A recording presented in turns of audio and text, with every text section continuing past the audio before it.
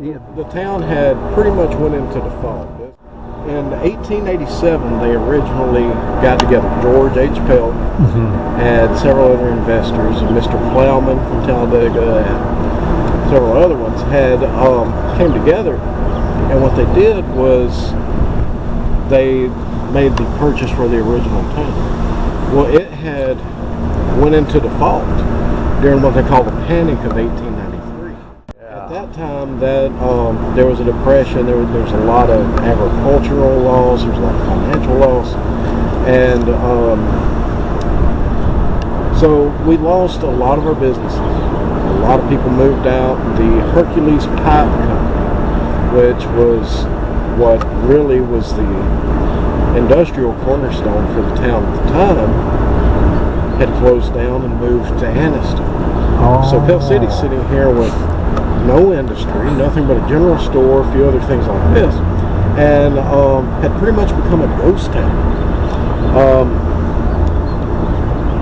And like we tried to become a town in 1890. That's when everything was filed. We were finally granted a town charter May the 5th of 1891. So that was when Sumter Cogswell came through town on his Miss train. Okay. Saw how pretty it was. He thought, I like this place. Well, he went on, hadn't been back for 10 years. So when he comes back in 1901 on his way through, he looks in this town that was once so pretty is now deserted.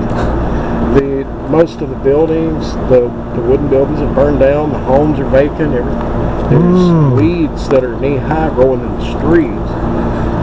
And it kind of broke his heart.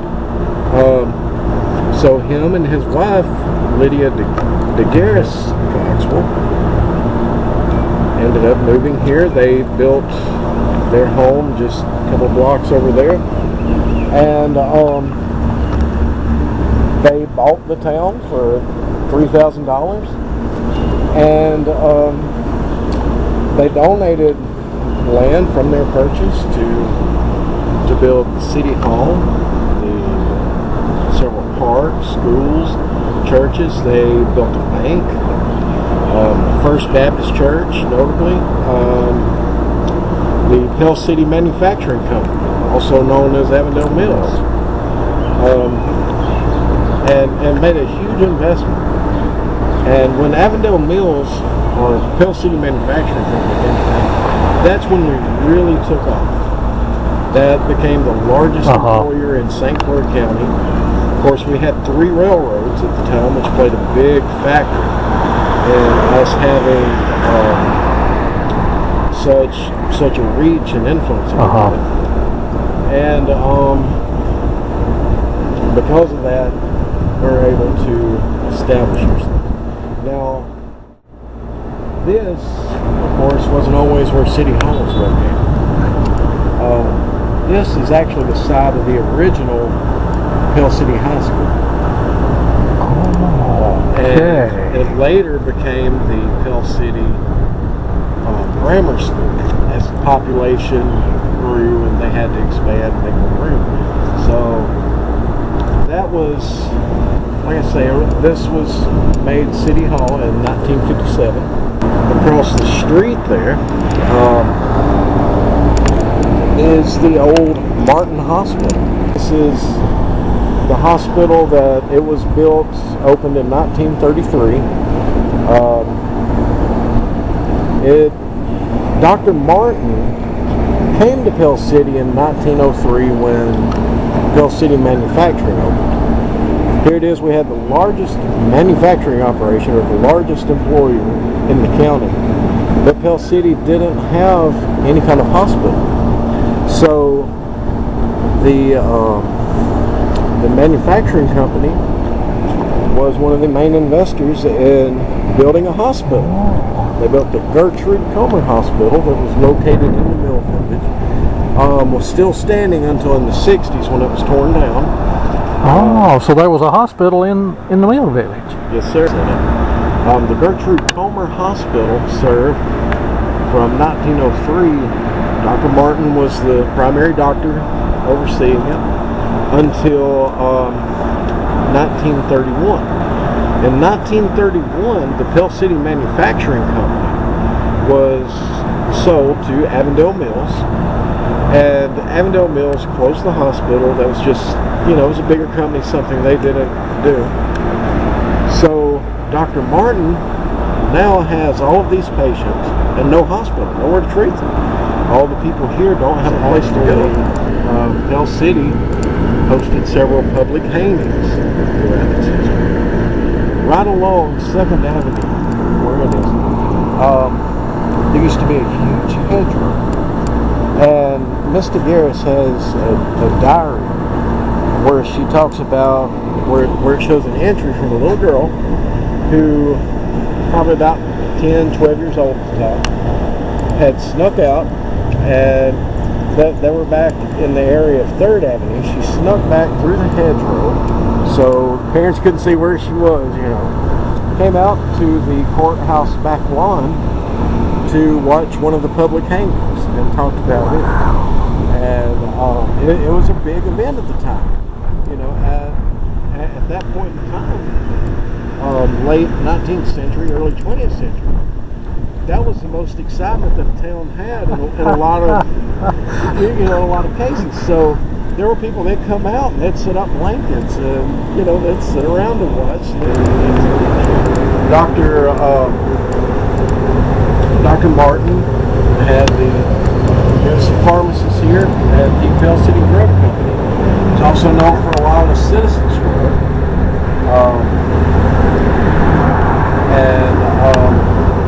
Of course, Mr. Jack DeGarris was the initial pharmacist.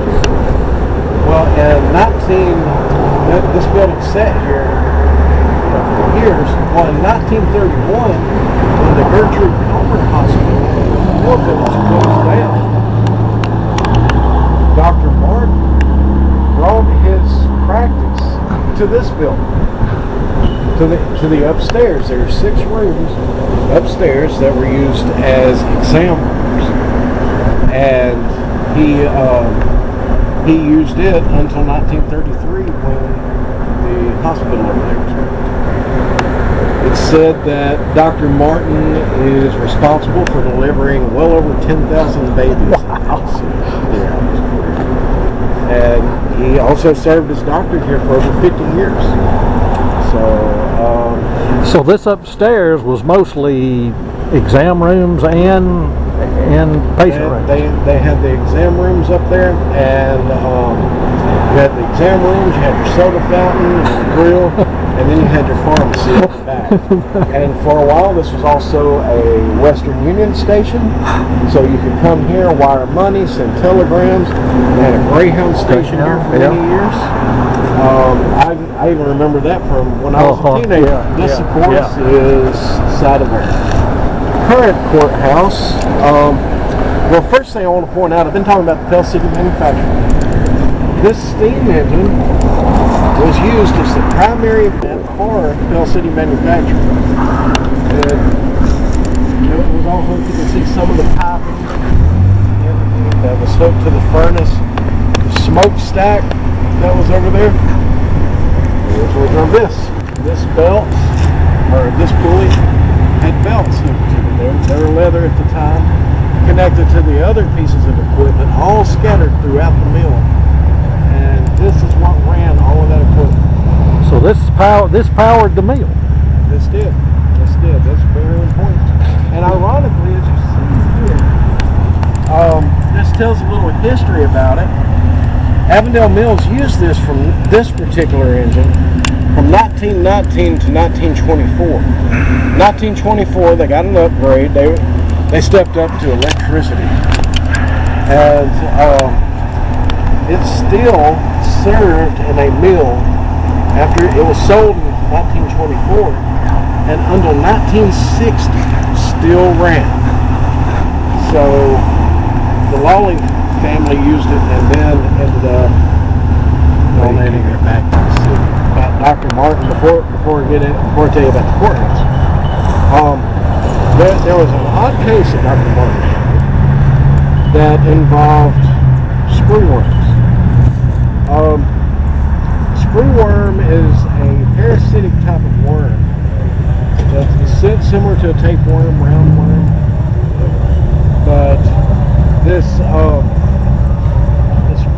particular case, there was a 65-year-old woman, correct, who had been sent to the hospital, and her doctor couldn't figure out what was going on. Dr. Martin analyzed her and found out that she had 1-inch long screw worms in her nasal cavity. Wow. And not only did she have them, but he had to go in with a set of amazing forceps to pull them out. Well, he described that they were squirming so much that he was having a hard time grabbing. They had to use chloroform to neutralize it. Well, when that happened, you can imagine 1 or 2 would just be unbearable.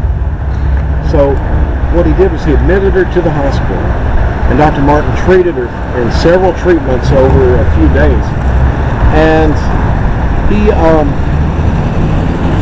went in, the first treatment that he did, he removed 108 of these 1-inch long screw worms from her nasal cavity. Goodness. And this was a go in, he would remove what he could, then he'd wait, go back in, and kept doing this till it was finally clear. By the time it was done, he had removed estimated between 350 to 400 screw worms from his nasal cavity. This was such a rare case. Dr. Martin said he'd never heard of anything like it, and neither had many of the doctors in the South. And it made several major medical journals and was a highly publicized case at the time. And the thing is, this is the creepy, crawly part of it, as if that weren't bad enough. Screwworms their eggs can be laid by flies. What they believe happened is, as she was sleeping, they think a fly might have crawled into her nasal cavity. With our internal body temperature of 98.6 degrees, 98 degrees happens to be, if you're from a lab environment, you know, the perfect city courthouse. Of course, we have the courthouse in Asheville.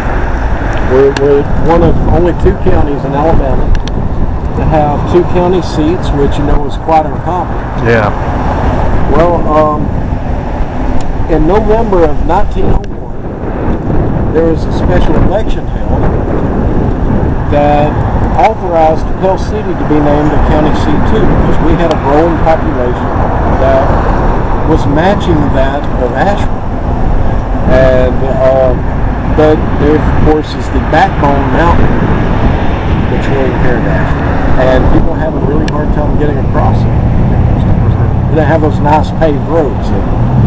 It was quite a treacherous run to go. They kind of had to go from Asheville to Birmingham and all the way back, I believe, a lot of times. Yep, absolutely. And so this courthouse, they held that election in 1901, and in 1902 we got the official Pell City courthouse, which the original courthouse looked like this.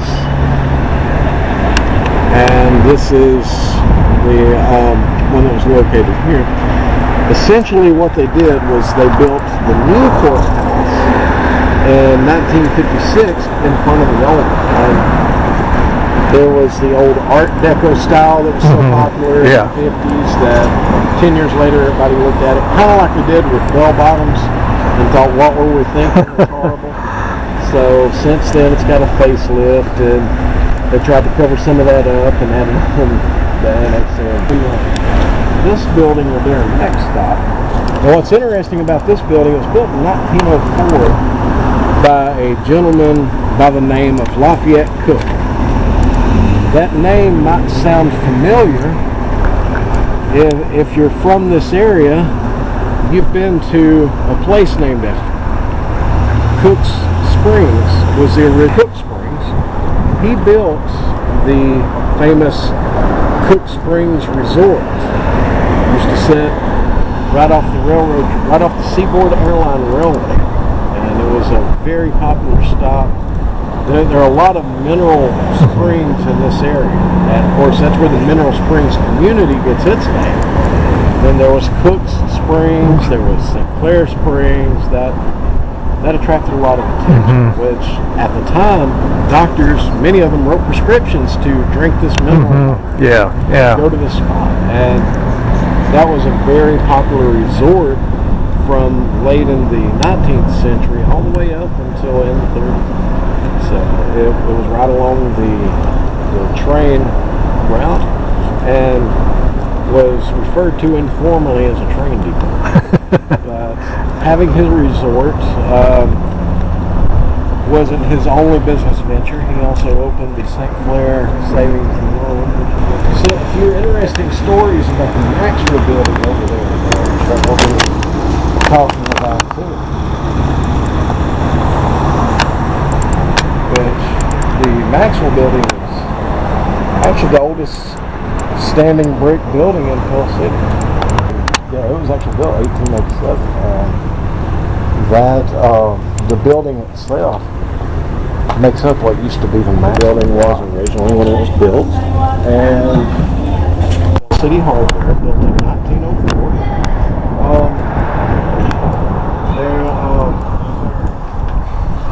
Let's see, I've got an actual old picture here. And Mr. Hardy Cornett, who was the original owner of the Cornett House, which was a popular hotel here in Pell City.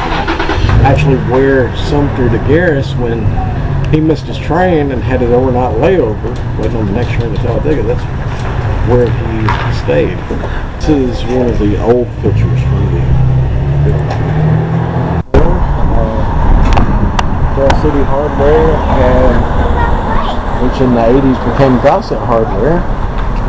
Back it up.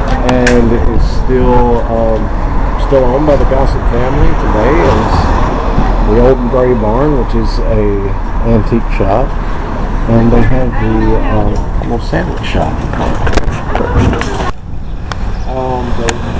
The Willinghams built this in 1920, and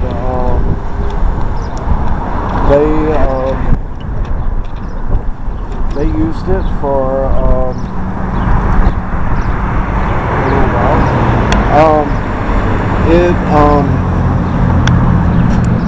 After they built it, Mr. Willingham's sister and her husband, which were the Abbott family, opened a furniture business here. And Abbott's Furniture stayed in business for quite a while. But interesting thing about the Abbott store, you had Abbott's Furniture store going here, but they also had a nephew who went to college to learn a trade, came back from college, wanted to get himself established, needed a place to do that. The Abbotts were good enough to let him set up inside their business until he could get on his own. His name was Joe Kilgrove. Of course, if you're from Pell City and you hear Kilgrove, you know what you automatically think of. Funeral home. And yes, it is that Joe Kilgrove. Joe had, after he graduated college from mortuary affairs, the Abbotts let him set up in the back of the store. So you had the furniture store in the front, and in the back you had a funeral home until he eventually bought the old Willingham Services, which became then Kilgrove Funeral. Okay. Where it is now. So just kind of an odd little story. Yeah. About this building. How many department stores can say they had their own funeral home in the back? I mean, that's not full service and convenient. This building was originally built in right around 1900, give or take a year or two. It was originally a stable and blacksmith shop. A lot of people brought their mules, horses here to have them shoed, wagons to be repaired, things like that. And actually inside the building you can look and see the archways for the old carriage doors that are still in there. I noticed that, yeah. And of course, this building stayed tied to transportation for a little over 90 years. After the blacksmith shop, it later became Pell City Tire Company, which stayed in business until in the 90s. And then, of course, the Lodge's Barrel bought it, set up a thrift shop, and now Foundry. So, interesting little place to check out. A lot of St. Clair County. And as you can see here, this building was no longer here. It was actually this was built in 1903, and which 1903 was one of Pell City's most important years. That's when we got the Pell City Manufacturing Company. We got the St. Clair, the Bank of St. Clair. Later became St. Clair Savings and Loan. Later became New York State.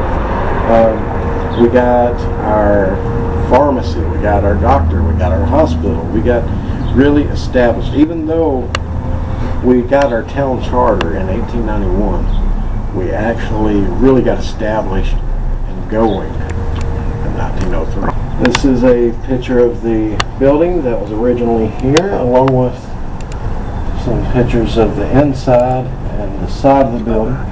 The old Roman style architecture. Very pretty building. Oh yeah, yeah. Of course, it was destroyed in 1969. The slab stayed here until this was built. I remember being a teenager and seeing the slab there thinking, what's that for? Now the tornado got it, yeah. And